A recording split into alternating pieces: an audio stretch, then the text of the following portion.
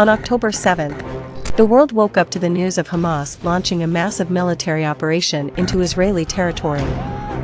The biggest and deadliest flare-up between Israel and Palestinian militants in years. Now, Hamas says it has fired a rocket out of Gaza. Several rockets have been fired. A surprise attack by the Palestinian militant group Hamas.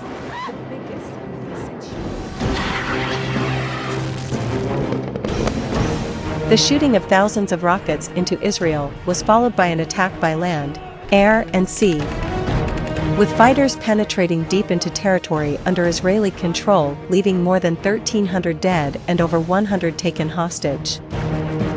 People that capture and their hand was blocked and someone kills them.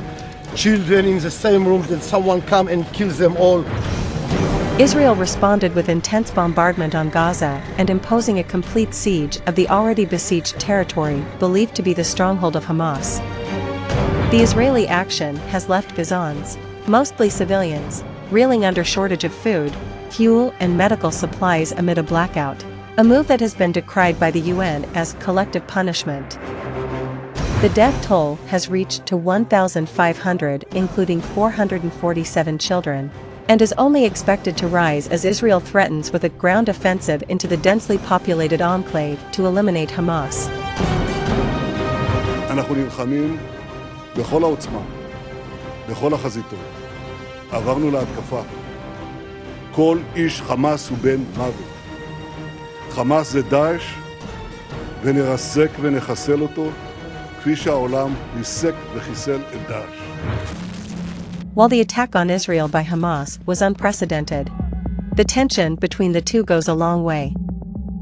It is rooted in the larger conflict between Israelis and Palestinians, which has claimed tens of thousands of lives and displaced many millions of people, and is the result of a colonial act carried out more than a century ago.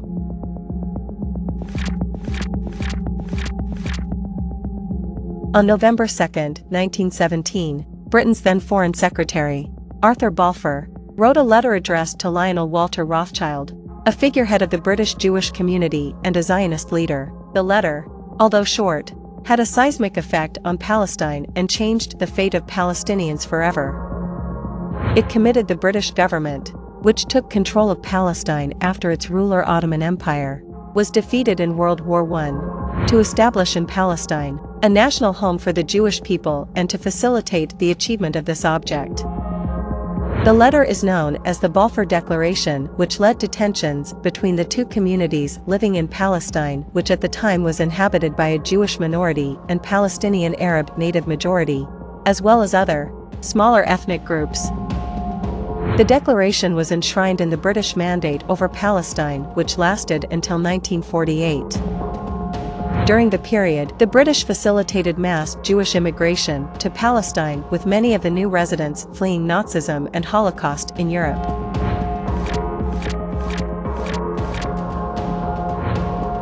Palestine's changing demographics and British confiscation of their lands to be handed over to Jewish settlers led to escalation of tensions, which eventually resulted in the Arab Revolt, which started in 1936 and continued till 1939. The revolt took place in two phases.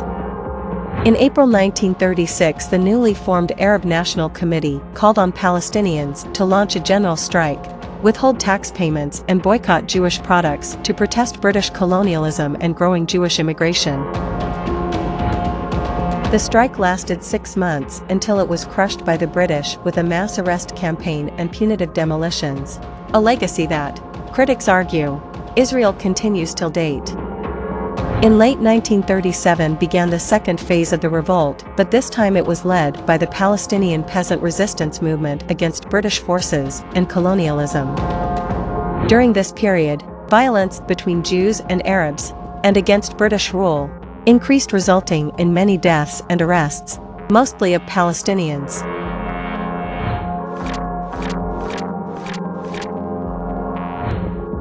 In 1947, the UN voted for Palestine to be split into separate Jewish and Arab states, with Jerusalem becoming an international city.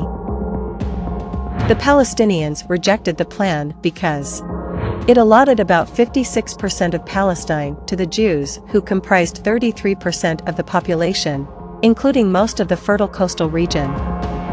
At the time, the Palestinians owned 94% of historic Palestine and comprised 67% of its population.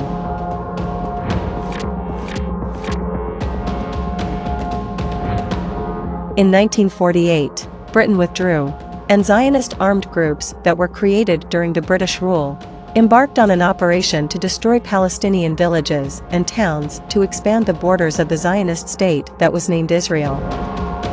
These armed groups were inspired by the Zionism, which was a nationalist movement seeking the return of the Jewish people to their homeland, which according to them was Palestine. In April 1948, more than 100 Palestinians were killed in the village of Deir Yassin on the outskirts of Jerusalem. And from 1947 to 1949, more than 500 Palestinian villages, towns and cities were destroyed, leaving 15,000 Palestinians dead, in what Palestinians refer to as the Nakba, or catastrophe in Arabic. Following the Nakba, the Zionist movement captured 78% of historic Palestine, and the remaining 22% was divided into what are now the occupied West Bank and the besieged Gaza Strip. On May 15, 1948, Israel announced its establishment, and the following day, the First Arab-Israeli War began and fighting ended in January 1949 after an armistice between Israel and Egypt, Lebanon, Jordan and Syria. In 1950, Egypt took over the Gaza Strip and Jordan began its administrative rule over the West Bank. In the absence of a peace agreement, there were more wars and fighting in the following decades.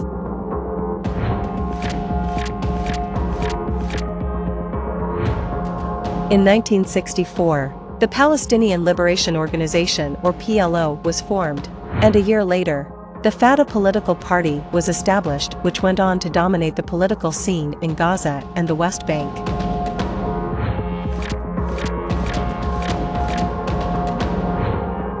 In a war in 1967, Israel occupied East Jerusalem and the West Bank, as well as most of the Syrian Golan Heights, Gaza and the Egyptian Sinai Peninsula.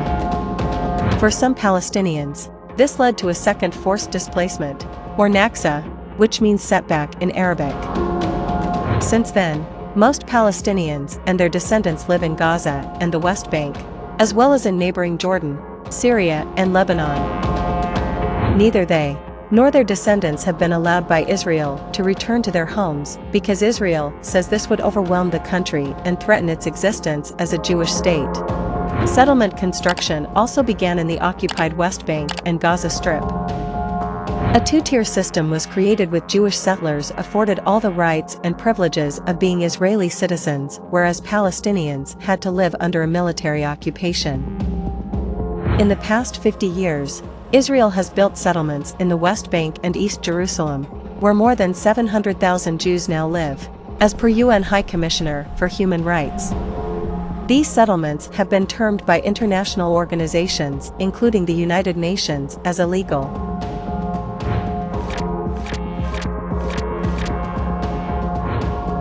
In December 1987, the first Palestinian Intifada, which is the Arabic word for rebellion, erupted in the Gaza Strip after 4 Palestinians were killed when an Israeli truck collided with 2 vans carrying Palestinian workers.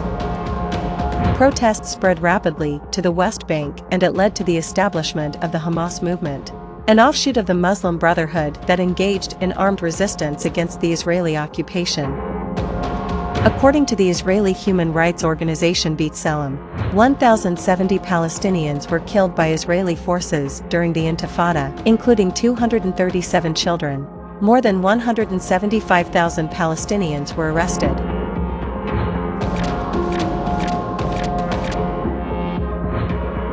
In 1993, the Intifada ended with the signing of the Oslo Accords and the formation of the Palestinian Authority, an interim government that was granted limited self-rule in pockets of the occupied West Bank and Gaza Strip.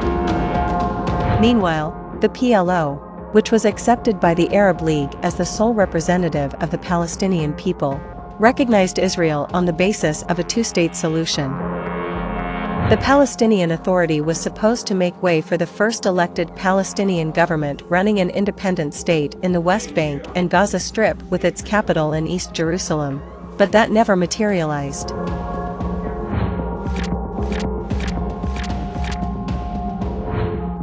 On September 28, 2000, Second Intifada began when Likud opposition leader Ariel Sharon made a visit to the compound of the Al-Aqsa Mosque, the third holiest site in Islam, with thousands of security forces deployed in and around the Old City of Jerusalem. The Al-Aqsa Mosque's compound overlooks the Western Wall, a sacred place for Jewish prayer. Sharon's visit with heavy security was perceived as provocative by the Palestinians. It resulted in clashes between Palestinians and Israeli security forces, killing 5 and injuring several Palestinians. The incident was followed by a widespread armed uprising and Israeli reoccupation of areas governed by the Palestinian Authority. Israel then began constructing a separation wall along with rampant settlement construction. The Al-Aqsa Mosque continues to be the focal point of Israeli-Palestinian tensions till date. In 2005, the Second Intifada ended with the dismantling of Israeli settlements in the Gaza Strip.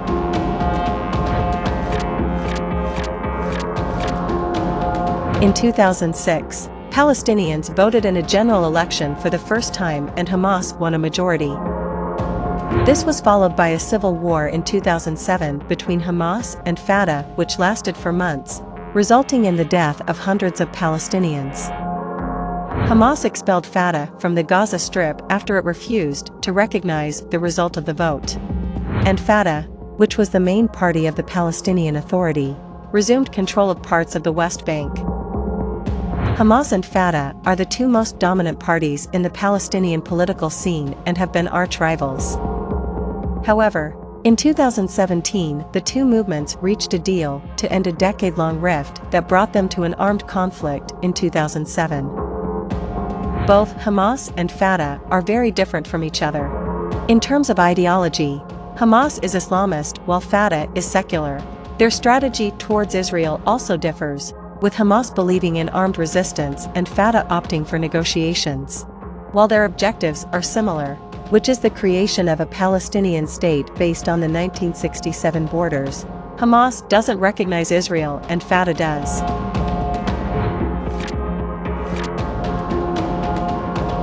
In 2007, Israel imposed a land, air, and naval blockade on the Gaza Strip, accusing Hamas of terrorism, and since then Israel has launched 4 military operations in Gaza, in 2008, 2012, 2014, and 2021, resulting in the death of thousands of Palestinians, including several children, and damage to civilian Palestinian infrastructure, including homes and schools. With the Gaza Strip under Israeli siege for 16 years now, accessing construction materials, such as steel and cement, has been difficult, hampering rebuilding efforts. The ongoing counterattack on Gaza by Israel also sees a similar pattern where civilians' infrastructure, including hospitals, have been destroyed in airstrikes.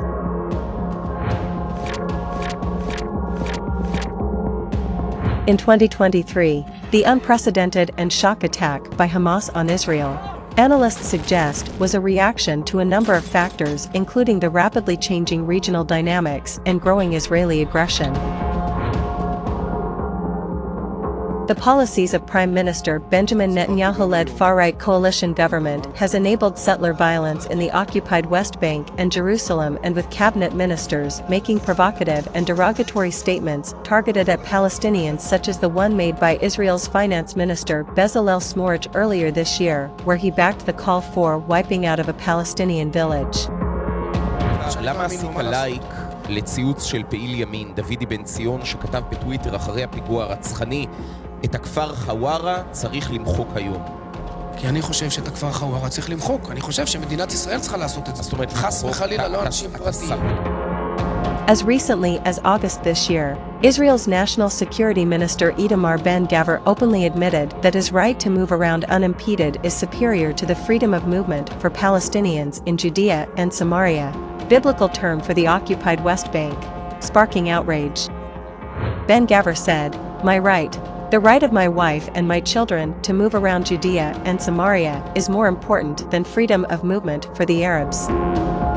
This has led to a sense of desperation among Palestinians and growing demands for a reaction, as per analysts. The acceleration of Arab-Israeli normalization being brokered by the United States, a staunch ally of Israel, may diminish the significance of the Palestinian issue for Arab leaders who appear to have become less keen on pressuring Israel on this matter. Sania Faisal El-Husseini, who is a professor of political science and international relations at the Arab American University in Palestine, wrote for the Middle East Institute that normalization clearly means diminished Arab support for the Palestinians in their struggle with Israel. If a Saudi-Israeli normalization deal, which is being worked out by the US, were to be concluded, it would be a turning point in the Arab-Israeli conflict, which might eliminate the already weak chances of a two-state solution for Palestinians. Hamas's brutal attack on Israel and Tel Aviv's deadly counterattack has stirred antipathy towards Israel, forcing Arab nations to toughen their stance, which appeared to have been softening. إن العمليات الانتقامية التي تمارسها وتجهز لها قوات الاحتلال الإسرائيلي لن تجلب الاستقرار، بل ستدخلنا في المزيد من دوامات العنف والدم والعقوبات الجماعية التي تمارسها هذه السلطات ضد سكان غزة مرفوضة ومدانة في القانون الدولي. نحن نتضامن مع الفلسطينيين من سكان قطاع غزة.